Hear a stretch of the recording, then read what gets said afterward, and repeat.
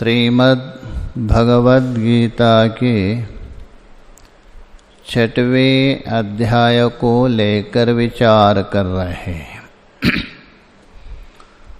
यहाँ तक भगवान ने बता दिया तो ध्यान करे। तो ध्यान करने के लिए यहाँ कुछ नियम बता दिया। सतत करे, दीर्घ है, निरंतर है और आधार सत्कार पूर्वक। और पुनः वहाँ 5 अंग भी बता दिया। रहस्य एकाकी ही यतचित्तात्मा जी के द्वारा। उसके बाद कुछ विशेष देश विशेष है, आसन आदि भी बता दिया। ध्यान कहाँ करना चाहिए, किस देश में आसन आदि कैसा बिसावे। उसके बाद उसमें बैठ करके ध्यान करें। क्यों? अंतःकरण शुद्धि के लिए। यहाँ तक विचार हुआ था। आगे देखिए, वाह्यम आसनम उक्तम अधुना शरीर धारणम कथमिति उच्यते। अभी तक जो योग साधना में जो आवश्यकता है बाह्य, चाहे तो देश विशेष हो अथवा आसन आदि, ये जो बाह्य आसन आदि है देश विशेष का वर्णन किया गया ये 11वें श्लोक में। तो वही बोले बाह्यम आसनम, आसन उपलक्षण देश विशेष भी। अधुना अधुना बोल तो अब, अर्थात बाह्य आसनादि बताने के पश्चात शरीर धारणम कथम इति उच्यते। जो योगी है, साधक है, अपना शरीर को आसन में बैठने के बाद कैसा रखना चाहिए, जो शरीर रखना चाहिए उस विषय में आगे बता रहे। उसके लिए देखिए श्लोक आगे का 13वां श्लोक। शरीर को किस प्रकार रखना चाहिए, शरीर की स्थिति कैसी होनी चाहिए, वो बता रहे। देखिए, समम काय शिरो ग्रीवम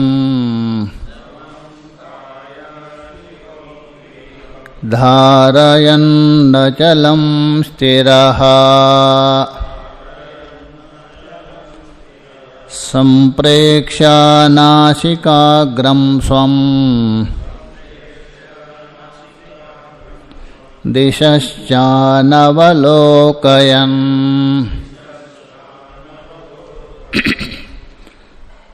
तो समम काया शिरो ग्रीवम समम। काय का मतलब है शरीर। शरीर में भी विशेष शरीर का मध्य भाग, कमर से ऊपर, क्योंकि नीचे तो आप बैठे ही आसन में, तो इसलिए हम विशेष रूप से काय शब्द से कमर के ऊपर के भाग। तो कायः, शरीर को काय क्यों कहा? चीचया धातु से भी बनता है काया, घई प्रत्यय करके। चीयते अस्मिन् अस्त्यादिकम। हड्डी है, मांस है, इसमें चीयते बोल तो बढ़ जाते। ची चयने धातु बोल तो संग्रह करना, एकत्रित करना, बढ़ जाना। पुष्पम चयति, तो हड्डी मांस आदि बढ़ने के कारण इस शरीर का नाम है काया। ची धातु है, उसको अणु होने के बाद गुण होता है और का प्रत्यय होता है, का हो जाता है। सूत्र को का करते हैं। तो काया अथवा दूसरा एक अर्थ क्या, कम सुकम अथवा कहा प्रजापति, तस्य इदम जो सुख का माध्यम है, अथवा पीछे बताया था ब्रह्मपुरम, कहा बोल दो प्रजापति, ब्रह्मस्य इदम उसका निवास स्थान है। तो इसलिए तस्य इदम अर्थ में वहाँ अण प्रत्यय हो गया तो उससे भी काया का अर्थ किया है। ऐसा जो काया है, शिर है और ग्रीवा तीन हो गया। समम, समम का मतलब बिल्कुल सीधे रखना चाहिए, बिल्कुल तीनों सीधा होना चाहिए। ये बात श्वेता श्वेतर उपनिषद में भी बता दिया है। त्रिनुन्नतम स्थाप्य समम शरीरम हृदीन्द्रियाणि मनसा सन्निरुध्य। त्रिउन्नतः स्थाप्य, तीनों को उन्नत बोल तो बराबर करके, छाती गला और शरीर तीनों बिल्कुल एक लेवल में रखना। श्वेता श्वेतर में भी बताया, उसको स्थापित करके और अपने इंद्रियों को हृदय में केंद्रित करने के लिए बता दिया। यहाँ भी वही है किंतु नासिकाग्र बता रहे, उसका तात्पर्य बताएंगे भगवान जी। तो काया शिरोग्रीवम समम, अतः बिल्कुल समान करके, और अचलम धारयन, और अचल रूप से, अर्थात चलनात्मक क्रिया नहीं होनी चाहिए। कभी कभी आपका शरीर समान तो होता है, बिल्कुल है, उधर ही थोड़ा इधर उधर ना, क्रिया भी नहीं होना चाहिए उसमें, चलनात्मक कंपनात्मक क्रिया नहीं होना चाहिए। तो इसलिए अचल भाव से भी धारण करके,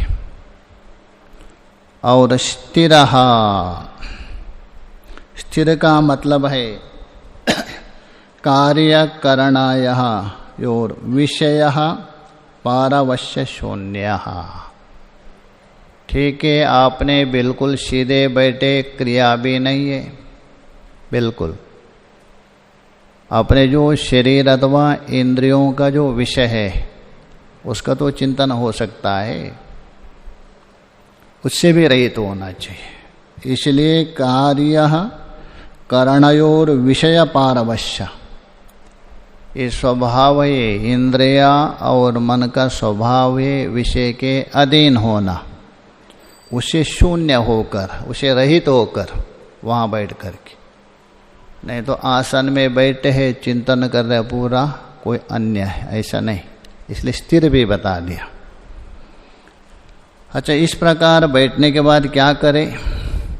संप्रेक्षा नासिकाग्रम, नासिक का अग्रभाग में संप्रेक्षा, अर्थात नासिक है उसमें दृष्टि को टिकाकर, केवल नासिक का अग्रभाग को देखना ही मतलब नहीं है, उसका कोई मतलब नहीं। मतलब आपकी जो बहिर्मुख दृष्टि है, दोनों आंखों की दृष्टि जो जा रही है अंतःकरण, उसको समाहित करके एकत्रित करने में तात्पर्य। अन्यथा नाक का अग्रभाग देखने से क्या है, उससे प्रत्यक्ष हो गए क्या? आपको करना है भगवान का ध्यान, भाष्यकार कहेंगे। तो नासिकाग्रम संप्रेक्षा, नासिक का अग्रभाग में आपकी सारी दृष्टि को केंद्रित करके विषयों की ओर जाने वाली जो वृत्ति को समेट करके एकत्रित करने में तात्पर्य है। नहीं तो नासिक में दृष्टि करना, एक महात्मा थे संत मजाक की थे, तो दूसरे को बुला दे इधर आ जाओ, बैठ जाओ। क्यों? मैं आपके नाक में ध्यान कर रहा हूँ क्योंकि भगवान ने बता दिया किंतु उनके नाक, अपने नाक तो देख नहीं सकते, दूसरे नाक में। ऐसा ऐसे महात्मा कुंभ में जाइए ना तभी मालूम पड़ेगा। 91 में गए थे हम नासिक कुंभ में, 91 में होता ना तभी, एक ही हॉल में थे बहुत लोग, विरागानंद रमन, उसमें एक थे महात्मा, शिवोहम के अच्छे महात्मा थे। सुबह अगरबत्ती जलाते थे, सभी को पूजा करते थे। यदि कोई आंख बंद करके बैठे ध्यान में, नाक के पास लगाते थे, धुआं अंदर जा खोलते, स्वामी जी नमो नारायण। क्यों? आज आप देखे हैं ना, तभी मालूम पड़ेगा ना प्रणाम किया करके। ऐसा है। यह नासिकाग्र का मतलब नहीं है, दृष्टि को संयमित करने में। और दूसरा देखिए, दूसरे का नहीं, नासिक में स्वम, अपना ही। स्वम नासिकाग्रम संप्रेक्ष। उसके बाद दिशश्च अनवलोकयन, बीच बीच में इधर उधर देखना भी नहीं। कभी कभी होता है ना, बैठे तो है, इधर उधर ध्यान कर देखना, ऐसा नहीं। एक तो संत थे, पूरा बैठे बिल्कुल कपड़ा ओढ़ के और पैसा गिन रहे। देखो महाराज का ध्यान कर रहे। ऐसा नहीं, बिल्कुल दिशा को इधर उधर ना देखते हुए। तो दिशश्च अनवलोकनम, बीच बीच में कभी दिशा में होता, इधर उधर कोई आवाज आ गई देखने के लिए, ये भी ना करें। देखिए भाष्यकार और स्पष्ट करेंगे। समम काया शिरो ग्रीवम, काया च शिरा च ग्रीवा च, ये तीनों, काया, शिर और ग्रीवा। काया का मतलब ये कमर से यहाँ तक ऊपर का भाग, और गला है, और शिर, तीनों। तत्समम, समम का मतलब बिल्कुल सीधा करके, एकदम सीधा स्ट्राइट में। समम धारयन अचलम चह, अचलम मतलब समान होने पर भी उसमें कभी इधर उधर हिलने क्रिया नहीं होनी चाहिए। कभी कभी बच्चों को देखा होगा आप, बोलते हैं ना श्लोक, ऐसा हिलते, ऐसा हिलते श्लोक बोलते हुए पढ़ते समय। एक अध्यापक ने पूछा विद्या ऐसा क्यों करते? गुरु जी नहीं हिलेंगे तो अंदर से बाहर कहाँ से आएगा, हिलाने से आता है। ऐसा होता है किसी किसी का अभ्यास, ऐसा नहीं करेंगे तो उसको बोल ही नहीं सकते हो, किसी किसी का आदत होती। तो इसलिए वहाँ बैठ के कोई क्रिया भी ना करें। इसलिए बोला अचलम च समम धारयतः चलनम संभवति। देखिए समा खाने से काम चल गया, दोबारा अचलम क्यों कहा? तो भाष्यकार स्पष्ट कर रहे हैं, समम धारयतः चलनम संभवति, समान भाव से धारण किए हुए शरीर आदि में भी चलन हो सकता है तो बिल्कुल स्ट्राइट, इधर उधर डोलायमान हो सकते, बिल्कुल वैसा स्ट्राइट में इधर उधर हिल सकते। तो इसलिए भाष्यकार बता रहे संभवति अतो विशिनष्टि, इसलिए भगवान ने कहा नहीं केवल समान होने से नहीं चलेगा, अचलम, अचलम बोल तो क्रिया रहित तो होना चाहिए, चलनम बोल तो क्रिया, क्रिया से रहित। स्थिरा बोल तो स्थिरो भूत्वा इत्यर्थ। स्थिर का मतलब है वही कार्य करणयोर विषय पारवश्य शून्य, कार्यकरण में जो विषयों के परवश होता है उसे शून्य होकर, बिल्कुल स्थिर होकर। यहाँ नहीं दिया, ऊपर से समझ लीजिए इत्यर्थ। तो अच्छा उसके बाद क्या करे? स्वम नासिकाग्रम संप्रेक्ष, अपने ही नासिक का अग्रभाग है उसको देखता हुआ, सम्यक प्रेक्षणम दर्शनम कृत्वा इव, भाष्यकार बोल रहे इव, अच्छे तरफ से देख रहे जैसा। सा नासिक का अग्रभाग देखने में कोई मतलब नहीं, न कोई प्रयोजन नहीं है। जैसा नासिक का अग्रभाग में देखने के लिए आपको क्या करना पड़ेगा? दोनों दृष्टि को एकत्रित करना पड़ेगा, अन्यथा ये दिखेगा नहीं। तो वैसे ही आपकी दृष्टि है उसको एकत्रित करने में ही तात्पर्य है, यहाँ देखने में तात्पर्य नहीं। इसलिए युवा इसलिए बोल रहे हैं दर्शनम कृत्वा एव इति इव शब्दो लुप्तो द्रष्टव्या। आपने यहाँ बताया नासिकाग्रम इव, श्लोक में तो इव शब्द तो है ही नहीं, तो आपने कहाँ से लाया? भाष्यकार जी बता रहे हैं इव शब्द यहाँ लुप्त समझना चाहिए। जैसा उसमें तततमम उपनिषद में आता है ना, ततम नहीं है, श्रुति में है वहाँ ततम, किंतु है तततमम, अर्थात व्यापक का तमा, एक तकार वहाँ लोप हुआ है।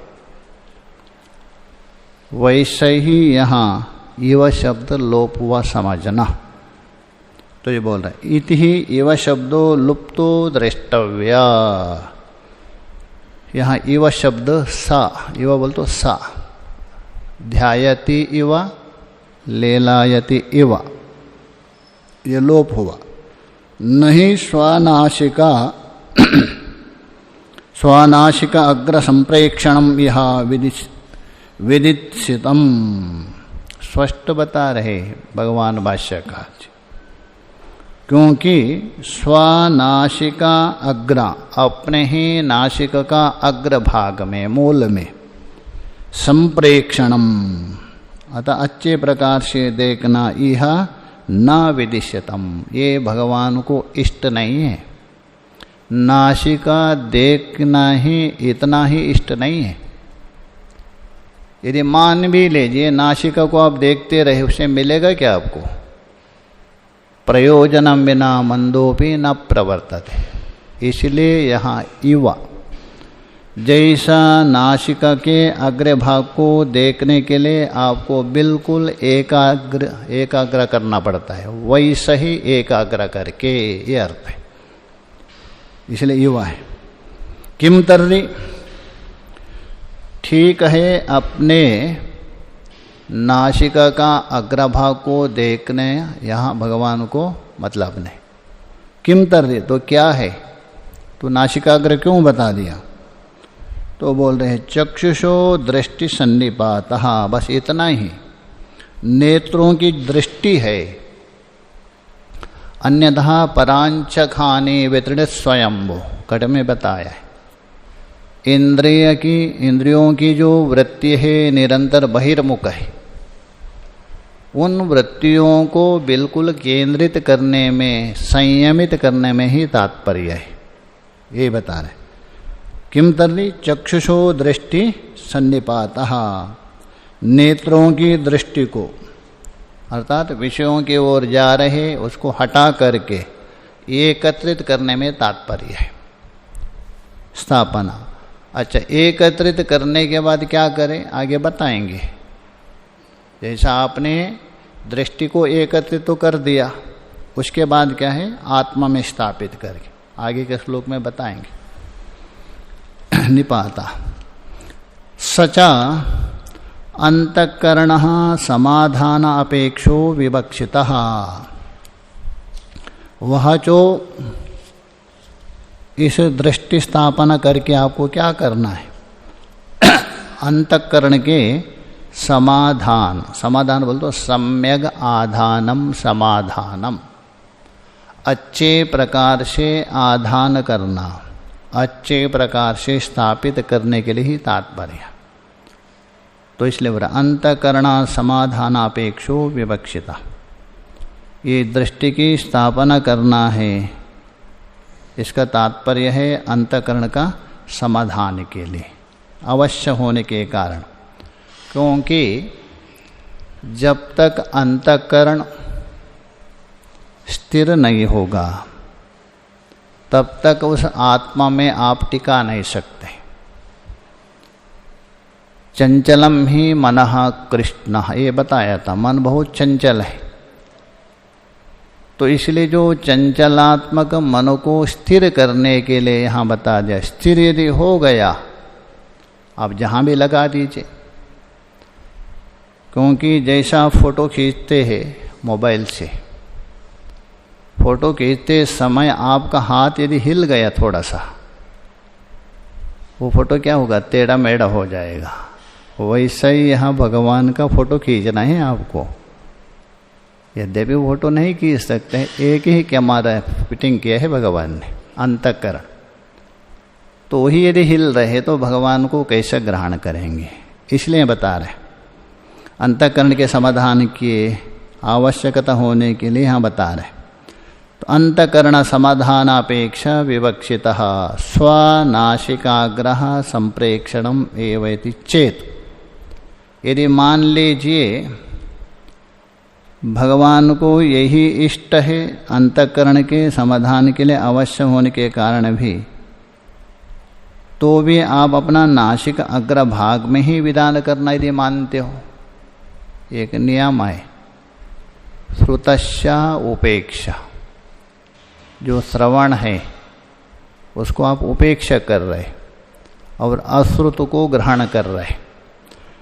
भगवान यहाँ क्या बोल रहे, नासिकाग्र बोल रहे, श्रुत हानि, और अश्रुत बोल तो दृष्टि को एकाग्र करना, ये ले रहे। एक दोष माना जाता है श्रुत हानि अश्रुता परिकल्पना। तो यदि ये दोष आ सकता है तो सिद्धांति बता रहे ये दोष आता है तभी, दोष तभी आता है अपने आप यदि कोई कल्पना करते हैं, कोई प्रयोजन ना हो तभी। यहाँ ना कोई श्रुत हानि और अकृतः जो परिकल्पना भी नहीं, क्योंकि आगे भगवान स्वयं बताएंगे उस आत्मा में ही स्थिर करे करके, इसलिए कोई विरोध नहीं, उसी भाव से बता देंगे।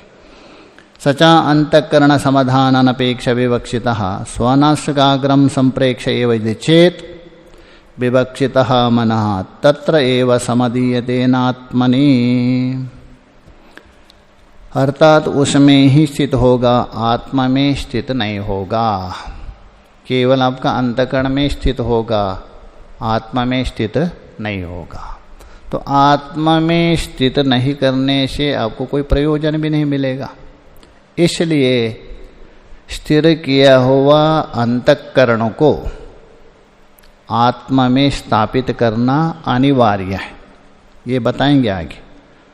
आत्मनि ही मनसा समाधानम वक्ष्यति, क्योंकि आत्मा में ही मन का समाधान बोलते सम्यक आदान करना। स्थिर किया हुआ जो मन है उस मन को कहाँ स्थापना करना, आत्मा में सम्यक आधान करना। वक्ष्यति आगे बताएंगे भगवान, आत्म संस्थम मनः कृत्वा।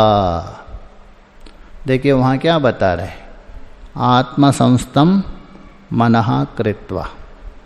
आपका जो स्थिर किया हुआ मन वो आत्मा में ही टिकाना।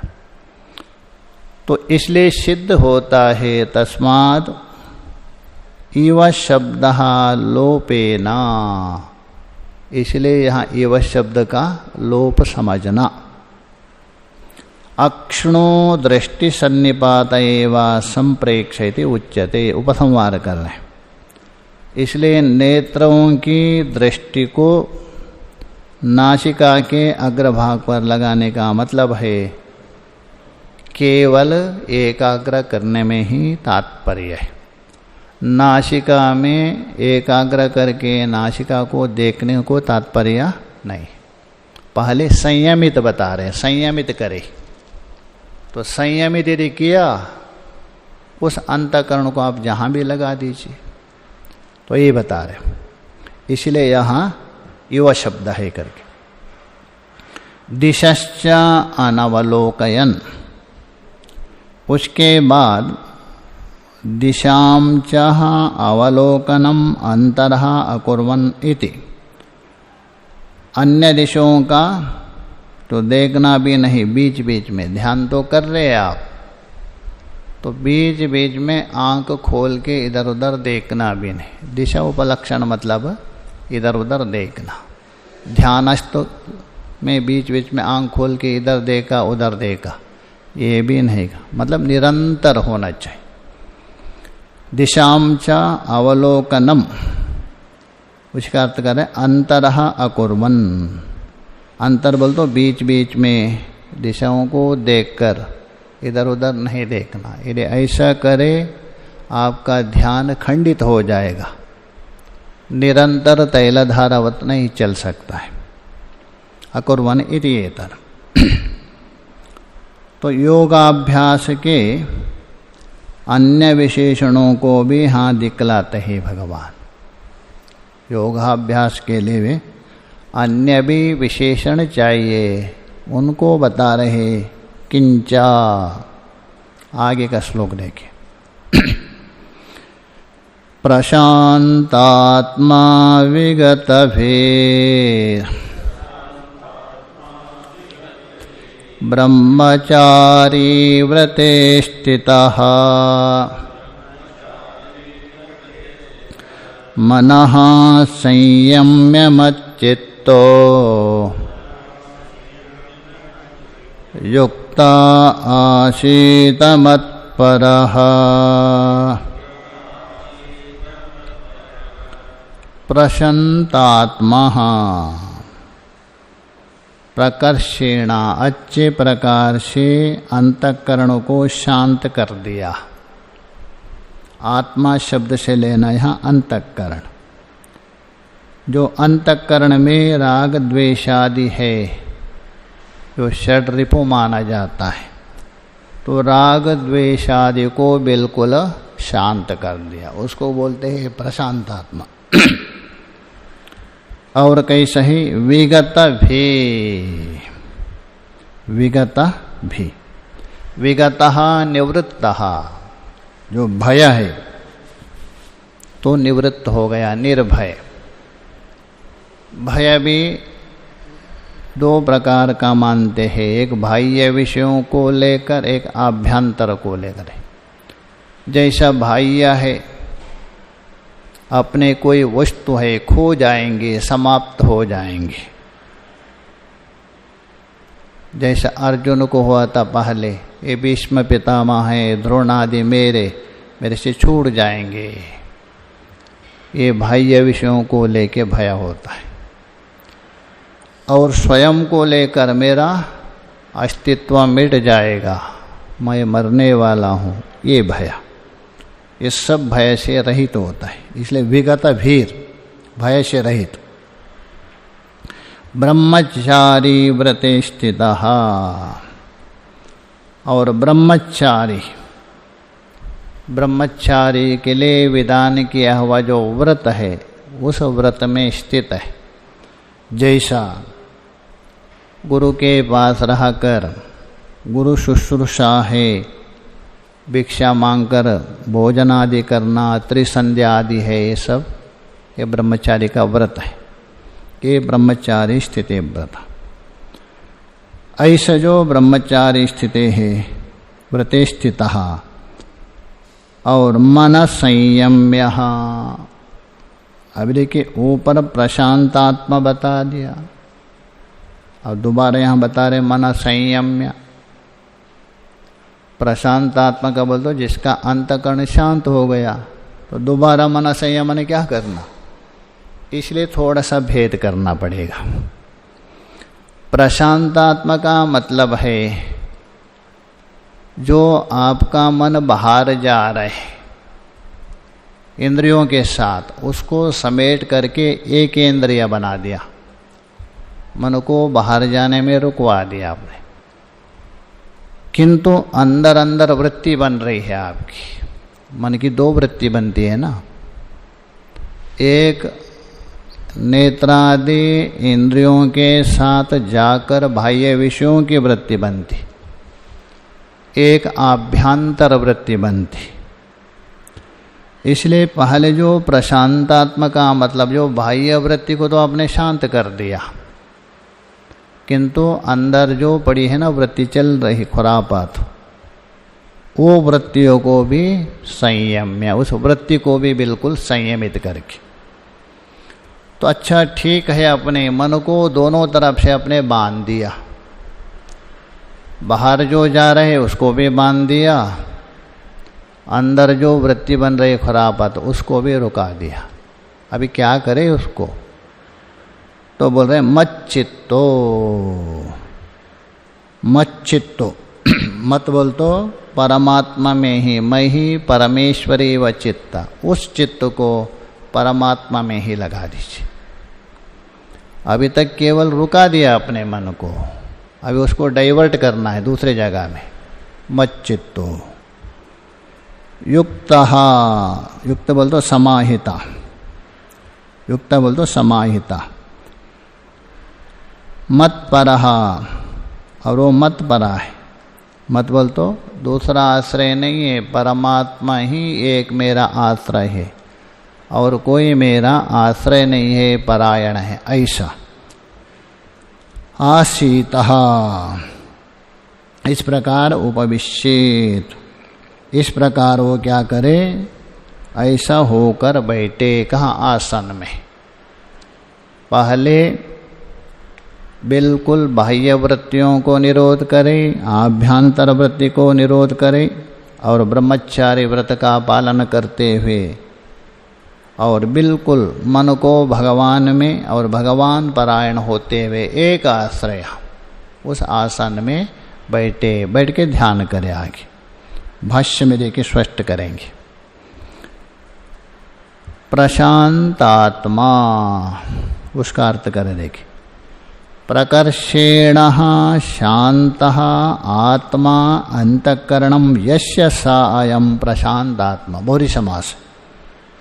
अच्छे प्रकार से शांत हुआ अंतःकरण वाला, अर्थात राग द्वेष आदि से रहित, बाह्य वृत्ति से बिल्कुल रहित, ऐसा जो अंतःकरण है जिसका।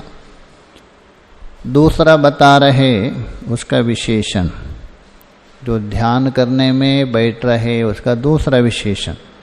विगत भी, विगतः भयो, विगता बोल तो निर्गता, भयः निर्भय, बिल्कुल भय नहीं है। क्योंकि परमात्मा कैसा है? निर्भय। 16 में बताएंगे। अभयम सत्व संशुद्धि, दैवी संपत्ति का निरूपण करेंगे, वहाँ 16वें अध्याय में बताएंगे। अभयम सत्व संशुद्धि कर, निर्भय। ब्रह्मचारी व्रते स्थितो, उसका अर्थ कर देखे। ब्रह्मचारिणो व्रतम ब्रह्मचर्य, जो ब्रह्मचारी के लिए शास्त्र में विधान किया हुआ जो नियम है, व्रत है, उसी का नाम है ब्रह्मचर्य। वो कौन है? गुरु शुश्रूषा, गुरु शुश्रूषा और भिक्षा भुक्त्यादि तस्मिन् स्थितः। गुरु की जो सेवा और भिक्षा भोजन, भिक्षा करके भोजन आदि से लेना, संध्या वंदन है, ये सब कुछ विशेष शयन आदि के लिए विधान किया है। ये सारा उनका व्रत है। आदि शब्द से सब लेना, स्मृति में खूब वर्णन किया है। तस्मिन् स्थितः, ब्रह्मचारी के लिए जो जो व्रत विधान किया है उस व्रत में ही स्थित है, ये ब्रह्मचारी स्थित व्रत। तद अनुष्ठात भवेद इत्यर्थ। अनुष्ठात का मतलब उसी व्रत का पालन करना, जो व्रत है उसका पालन करना, ये है अनुष्ठान। किंच, और भी देखिए, मनः संयम्य, मन संयम का अर्थ करें मनसो वृत्ति उपसंवृत्त्या। देखिए प्रशांतात्मा पहले बता ही दिया है, किंतु अंदर की जो वृत्ति है ना आपकी, उसको भी संयमन समेट करके, उसी को ही योग सूत्र में कहा एकेंद्रिय वैराग्य। बाह्य विषयों में आसक्ति है वो समेट करके आपने केवल एक मन में लाया है, किंतु मन में पड़ा है। वो मन में जो वृत्ति है उसको भी उपसंहार करे। तो इसलिए बताए मनसो वृत्ति उपसंवृत्य इति एतत्। अच्छा, इन सबको आपने बाह्य वृत्ति को भी और आंतरिक वृत्ति को भी, दोनों को रुका दिया। उसके बाद क्या करें? तो बता रहे मच्चित्तो, मयि परमेश्वरे चित्तम यस्य सायं मच्चित्तो। मयि बोलते हो मुझ परमात्मा में, तो मुझ परमात्मा में ही चित्त है जिसका, उसको कहते हैं मच्चित्तः। बहुरी समास। मच्चित्तः यस्य अयम मच्चित, युक्तः बोल तो समाहितः, और बिल्कुल समाहित है, अच्छे प्रकार से सम्यक रूपेण समाहित है, समाहित सन। आसीतः, आशित का अर्थ करें उपविश्येद, किसमें, उस आसन में बैठे। और कैसा है विशेषण, मत्परः, उसका अर्थ कर दे अहम परो यस्या सा अयम मत्परः, मैं परब्रह्मा परमात्मा ही, परः मतलब सर्वश्रेष्ठ मानने वाला, उससे बढ़कर कोई श्रेष्ठ है ही नहीं। ऐसा जो मत्परा, पर का मतलब श्रेष्ठ, एक परब्रह्मा परमात्मा ही श्रेष्ठ है, ऐसा जो मान रहे उसको मत्परा कहते। ऐसा मत्परा। भवति कश्चिद रागी, भाष्यकार जी स्पष्ट कर रहे हैं। कश्चिद रागी, जैसा कोई रागी है, रागी मतलब राग वाला, कामना वाला। कश्चिद रागी स्त्री चित्तो हो, अतः स्त्री में बिल्कुल चित्त लगा दिया, स्त्री के प्रति बिल्कुल आसक्त भी है। न तो स्त्रियामेव परत्वेन, राग भी है, आसक्ति भी, सब कुछ है, किंतु स्त्री को ही सबसे श्रेष्ठ है ये नहीं मान रहे हो। रागी भी है, आसक्ति सब कुछ है, किंतु सब कुछ सबसे श्रेष्ठ ये है ऐसा नहीं मान रहे।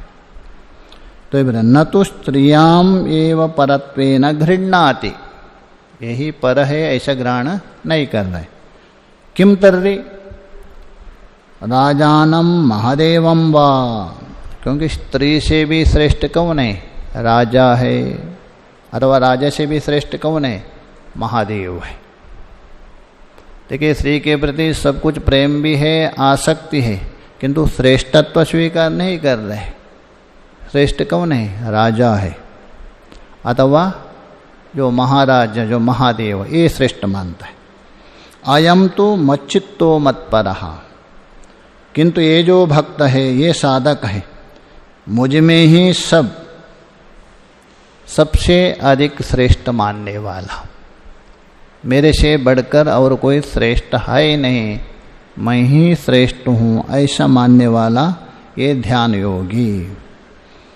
ये बता दे। इस प्रकार इन विशेषणों से युक्त होकर वो आसन में बैठे। आगे जो बता रहे, अभी तक अंतकरण शुद्धि, ये योग का क्या है, आवांतर फल बताए पीछे। आत्मशुद्ध ये करके बताया था ना पीछे, ये तो आवांतर फल है। आवांतर फल बताने के बाद अतः इदानीम, जो मुख्य फल है वो योग फलम उच्यते। अतः शब्द का अर्थ है अनंतर। किसके अनंतर? योग का आवांतर फल है आत्मशुद्ध है, पीछे बताया था। उसको बताने के बाद इदानीम, इस समय में जो योग का मुख्य फल है उसको बता रहे उच्यते। श्लोक देखिए। युञ्जन्नेवं सदात्मानं योगी नियतमानसः शान्तिं निर्वाणपरमां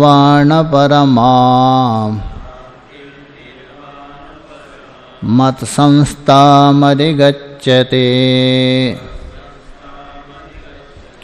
युञ्जन्नेवः,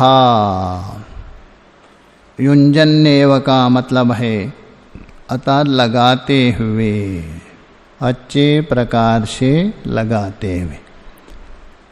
किस प्रकार? ऊपर जो बताया था पिछले श्लोक में, तो पिछले श्लोक में जो बताया था उसके अनुसार अच्छे प्रकार से लगाते हुए। अच्छा, किसको लगाते हुए? तो बोल रहे सदात्मानम। आत्मानम बोल दो अंतःकरण को, वो भी कभी कभी नहीं, सदा सदा आत्मानम युंजन्नेव। एवं बोल तो इस